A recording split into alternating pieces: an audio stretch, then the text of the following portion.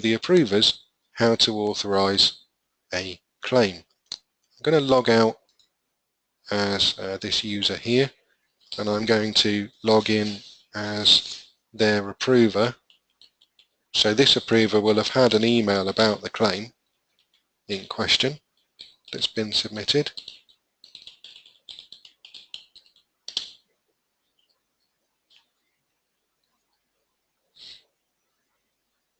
And the approver's homepage looks a little bit different.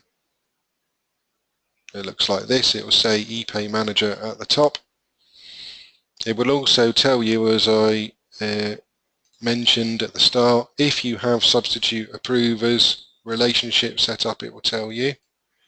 So this is telling me I can substitute approve for Caroline. It will show you that up to 3 names you can approve for, or alternatively 3 names that you can approve, who can approve on your behalf. You'll also have a My Salary Claims module for doing your own claims in exactly the same way as I showed you in the claimant section.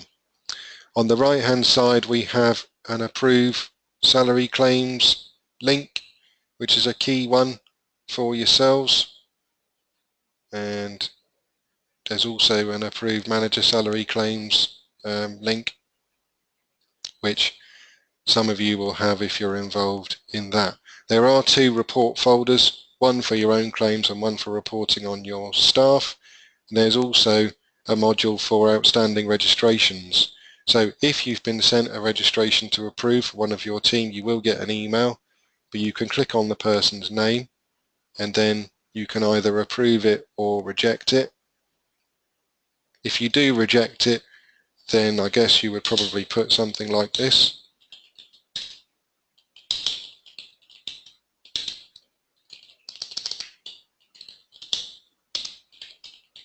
So detail the name of the approver it should go to if you know, because what will happen is it will reject the registration back to the staff member, but also back to the ePay administrator, who will reassign it to the correct approver. If we're going to look at approving a salary claim, I'm going to use the Approve Salary Claims link on the right hand side here. The reason that's very useful is because it shows you all of the claims that are with you for approval in a grid.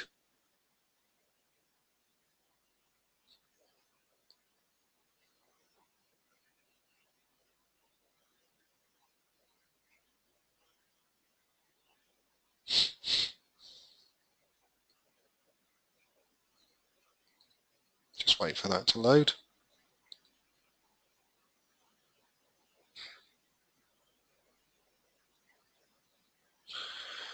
So any claims requiring your authorization will show in the tab, funnily enough, called Claims Requiring Your Authorization. The one that Richard submitted is shown here.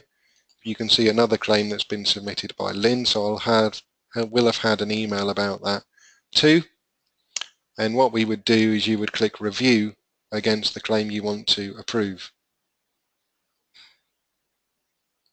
That takes you into the claim, and you would view each tab. You can click the tab or use the next button.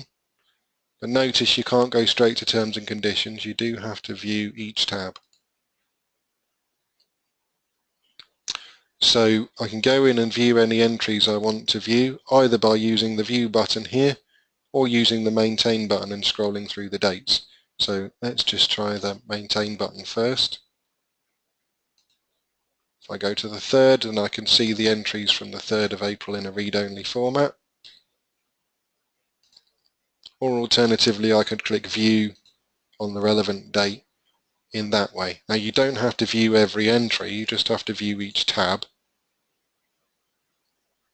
So in the On-Call tab, don't have to view these entries if I don't want to, but I've got the option to do so.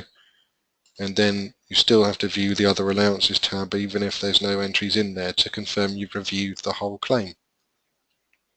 When you get to the Terms and Conditions tab, there is a slightly different declaration because you're approving the claim rather than submitting it. And if you are going to reject the claim, there is a Reject button there. So much like you might have seen on the slides earlier,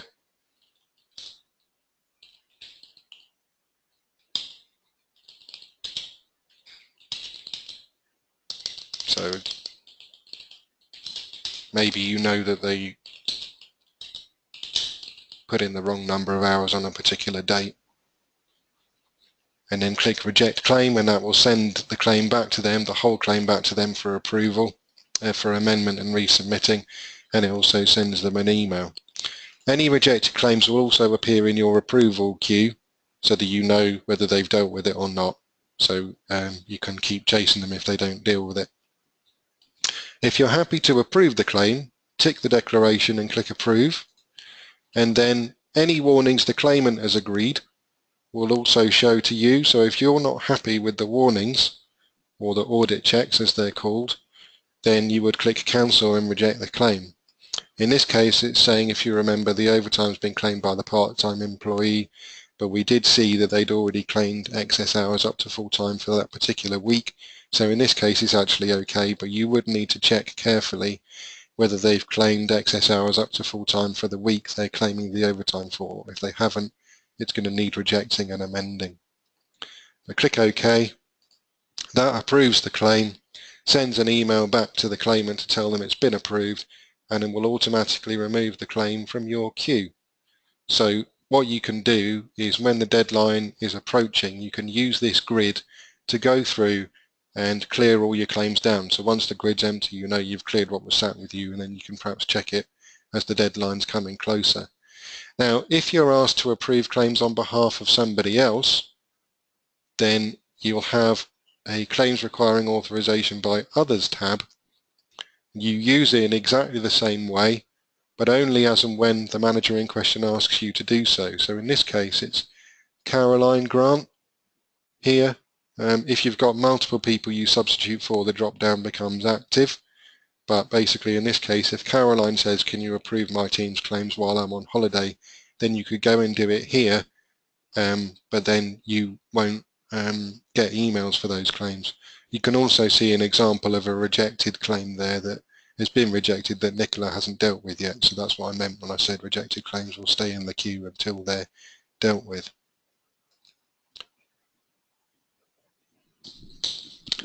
So that's the approving the salary claim option. I'm now going to log out from the system.